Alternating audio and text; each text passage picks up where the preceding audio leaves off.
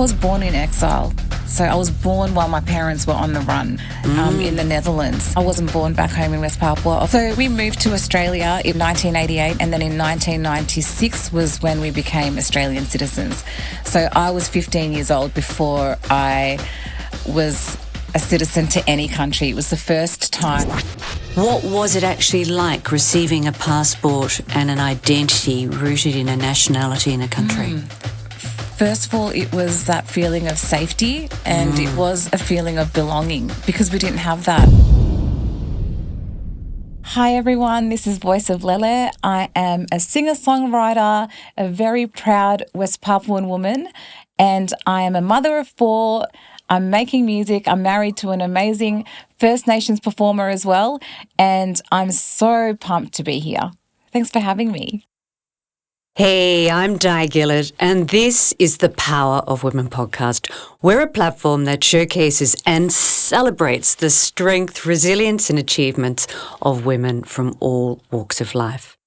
And today's guest is no exception. She's a singer, as she said, a refugee and a proud West Papuan woman, mother of 4, and powerful decolonisation activist known as the Voice of Lele.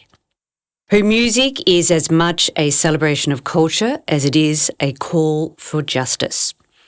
So in this conversation, we're going to explore what it means to live in exile, yet stay deeply connected to culture, and how using her voice for her people and the legacy of her late father, the iconic West Papuan musician Agustinus Rumwaropen, the inspiration behind the beautiful and upcoming song KAMAM. The story is of identity, of resilience and of motherhood, and music that transcends borders. Lele, welcome to the Power of Women podcast. Thank you for having me. Lele, your story and voice and your cultural firepower has absolutely captivated audience. So let's start at the very beginning. Can you share a little bit about your cultural roots and your journey from Papua New Guinea to Australia for us? Sure. My journey started actually a couple of years before I was born. In 1979, my parents fled West Papua. They escaped across the border to Papua New Guinea and then had to flee again to the Netherlands, where I was born and my sister was born in 1981, and then escaped again to Vanuatu until we sought refuge here in Australia in 1988. The great Bob Hawke gave us a home. A sanctuary. Yeah. Hence the story of exile, because it was three stops essentially to get here. That's right, yeah. So you've described yourself as living in exile and unable to physically connect to your land and to your people. Tell us about what that means in terms of how you're connected spiritually and how do you connect if in fact you can? I was born in exile. So I was born while my parents were on the run in the Netherlands. So I wasn't born back home in West Papua, obviously, but I would say that living in exile means always having that longing to be home, knowing that you're not where you're meant to be, and kind of, you can imagine like an anchor being anchored somewhere, but you're far, far away and you're just longing to come back to that safe place. And I guess living in exile for me is having to find my identity and my home and my peace in everywhere but home. So, and I do have that, 100% I have that feeling of safety and home with my family. And so when you're not living in your motherland, you will always, for me personally, it's hard for me to find that feeling of home. I don't think I've ever actually experienced the full feeling of being grounded and being home. So when you say home, where are you actually imagining in your mind? West Papua. You are? Yes. Yeah. Even though I've only been there twice. I was going to ask, twice. Yeah. Yeah.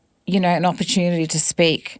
And I take, they're all a blessing to me that I'm able to speak about West Papua. And, a lot of people don't know things like the biggest gold mine in the world is in West Papua. The second largest rainforest after the Amazon is in West Papua. Didn't know that. Yeah. The third largest copper mine in the world is in West Papua. We're one of the world's most richest countries in terms of natural resources. Which is driving what's going on. 100%. It's resource-based. Yeah. Yeah. And, all these big, powerful Western countries have vested interest. Yeah, and they all have mining companies there, and you can understand why. But a lot of people don't know about it because there is an international media blockout that you can't go into West Papua and report on anything. So how do you ensure that you can get that message through your music and do it in such a way that it isn't poking the bear too much to cause personal issue? I think the best way that I can do it is to speak about my own story and my own experiences, because obviously I can't speak for any other West Papuans living in West Papua.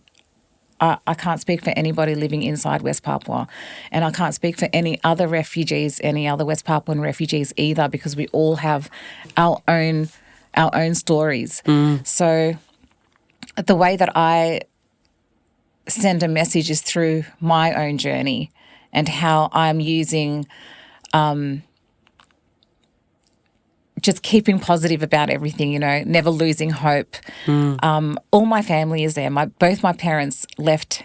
They're both one of 13 children, and they left their mother, their parents. Everyone there. Everybody. They left everybody behind. So there's a sense of responsibility in how you tell the story then, because that can have implications for family on the ground. Absolutely. Yeah.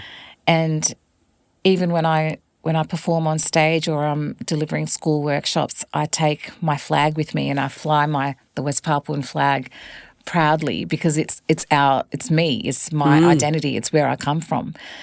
But if you get caught raising that flag in Indonesia, in West Papua, it's 15 to 20 years jail. Oh. For raising the Morning Star flag. Yeah. So how do you describe your musical style, Lele? Oh, that's a good question, because I love all genres. And so I feel like you see that and you feel that in my songs.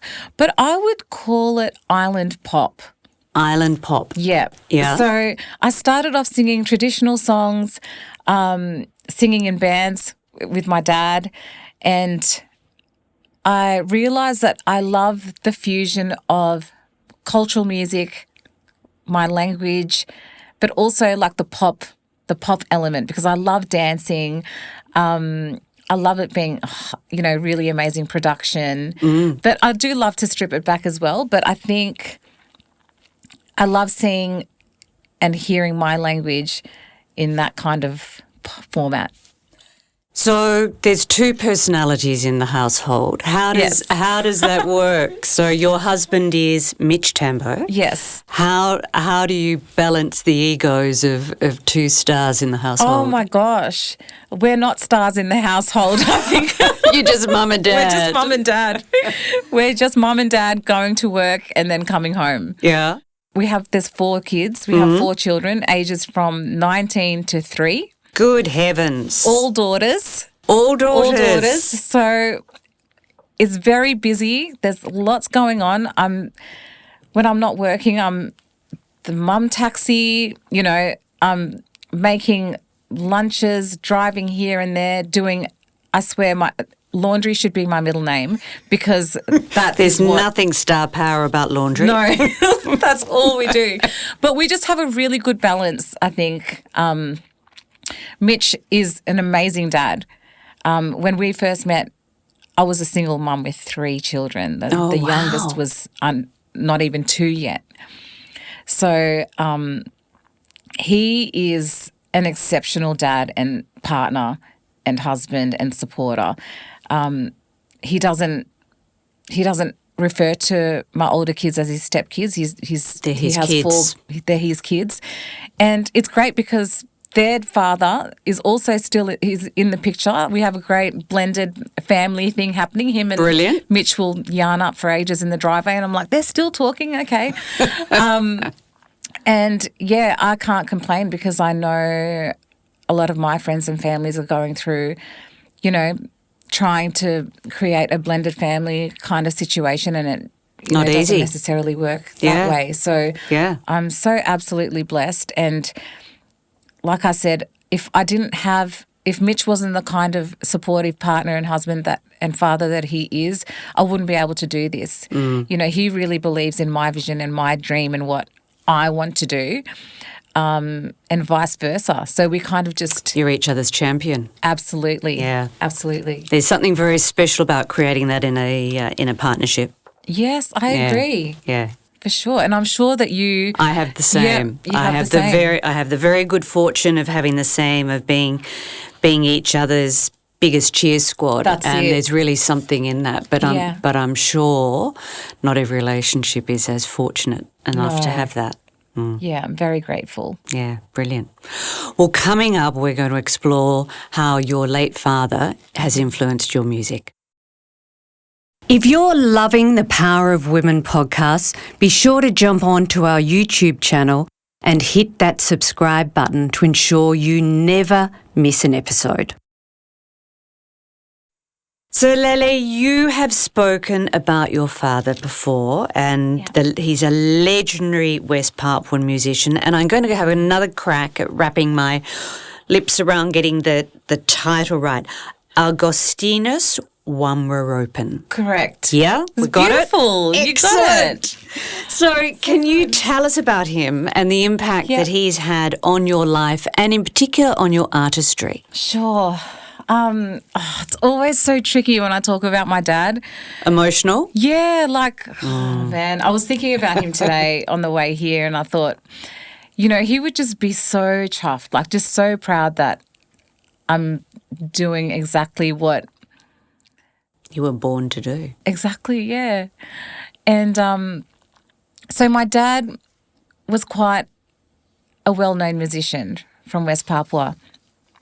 And that's actually why we had to escape West Papua, because he was part of a band that sang songs of freedom and resistance against, not so much against the government, but for the people to rise up and, you know, stand up for their identity and be proud and not to be intimidated into losing that. How into long did he hiding fight that before he had to run? I would say about 5 or 6 years, and they became so popular and so huge that they were famous in Indonesia itself, where they would sell out stadium shows in Jakarta. Wow. Yeah, that is why they literally became a threat to the government, because the people were Rallying rising behind up. them. Yeah. Yeah. Yeah. And so after we moved from there, when they escaped across the border to Papua New Guinea, everywhere he was in a band called the Black Brothers. So everywhere they moved together. We all moved, the band members, the families, we all moved together. We never separated. But every place they went, they left a musical legacy that is still alive today. Oh, how In the incredible. Pacific. So when we moved to Vanuatu, they actually opened the first ever recording studio ever in Melanesia. So they're also known for revolutionising modern music in the Pacific, in Melanesia especially. What a fantastic heritage for you to have. Yeah, no, it's incredible. Yeah. Incredible. And but when we moved to Australia, I think that's when he realised that he didn't want to do that anymore, that all he wanted to do was focus on his children. And so what happened was he would still play music here and there, but my mum, we moved to Australia for me, English was my 4th language. So for my parents, I think English was their 5th. So you speak Dutch, you speak Papuan, you speak... Bishlama. which is what they speak in Vanuatu. Uh-huh. And I also speak little bits of there's over 300 languages in West Papua. Oh, good heavens. Yeah. So Dialects. Dialects, that's right. So a little bit of my mother's, a little bit of my dad's, and the Papuan Malay, which is the common language that's spoken in West Papua. And so, so my dad, he was a musician. He was well known, but to us, he was just dad. But I never thought about singing music without him. Mm. And did you perform together? We did, yeah. We were in a band together. From young kids at church to going out, doing pub gigs on Friday nights. Fantastic. Yeah, it was awesome. It was really like just the most amazing memories of that time. And then when we all decided to go to West Papua together as a family for the first time, we decided, Christmas 2005, that's when we're all going to go back to, everybody start working and saving. We're all going back home for the first time together as a family. But in May 2005, my dad passed away suddenly of a heart attack. Is there a connection in your mind in that? Of fear of going back? So we ended up bringing our trip all the way forward to May, and we took Dad home and buried him home. So our first time back home to West Papua to take Dad home was to take him home. He mentioned once to my mum, if anything ever happens to me, I want to go home and be buried in my village next to my mum and dad. Mm. And so we made that come true for him. So our first time back home was really a bittersweet experience for us. Absolutely. Yeah, it was the first time we got to meet any of Dad's siblings, our hundreds of first cousins and second cousins. Hundreds. And literally. And I actually didn't sing again for maybe 2 or 3 years after he passed. And I was 24 years old. How old was Dad? 55. Oh, young. Yeah. We had no warning. We didn't know. I thought he was healthy and fit. He used to ride his bike everywhere. He was, always like active. Yeah. He was 55 years old. So we didn't think anything. My mum had a baby at 40, like mum and dad. I was 19 when our youngest sibling was born. So we were like, what the heck? Oh my gosh, like they're living forever. Yeah. They're still making babies. Like Dad was 50 because mum's 10 years younger than Dad. Crazy. So, I mean, to this day, it would definitely still be the most, like probably the worst day of your life. And it's been 20 years this year. Yeah, it doesn't get any easier, particularly when there's such big, rich characters. The story's so rich, and they're more than just your father. They're a bigger persona than that. Yeah, absolutely. Yeah, you're right. Yeah. So who else in the family's got this musical talent? Oh, well, I guess my sisters, there's 5 of us siblings. Yeah. So there's 3 sisters in the middle, my older brother. We have an older brother and a younger brother. But my sisters and I, we actually formed a band together. We all sing. So we had a band together for a few years. We would sing a lot of my dad's songs, and we travelled around a lot, performing at festivals and, doing gigs here and there. And then we decided that I wanted to try and do this solo thing because it's something that I've always wanted to do. Yeah. Yeah. So when did you launch solo? When did that career take off? Last year. Oh, it's... No, sorry, not last year. 2021. 2021. So I was 40 years old when I decided that this is it. I'm doing it. Fabulous. Love it. Got married at 40. I got married at 41. Had my daughter, the number 4. Mitch and I had our daughter when I was 40. And my life started at 40, Di. Yeah, I can relate to that. That's absolutely. awesome. I feel like timing is everything. Yeah. And it was the right time for me. Late bloomer. Yeah. I had a guest in the studio only a few weeks ago, Jenny Valentish, who wrote the fabulous book, The Introvert's Guide to Leaving the House. And she said she's just now 50, and she said she's a late bloomer. And I think I'm a late bloomer, and I'm thrilled to meet another late bloomer. And I think this is why we're redefining what age is and why we are more dynamic in our 40s, 50s, 60s and beyond than the generations that went before us. I agree. I could not imagine doing what I'm doing now in my 30s or my 20s. Yeah. I just would not have – I'm just not as solid in myself, and I'm glad that I was in that mum era, you know. Now having Phoenix at 40, I kind of feel more confident in what I'm doing in terms of time management. You know, like you've got a small little army who are old enough to help with Phoenix too, presumably. Yeah, it's amazing. You're right.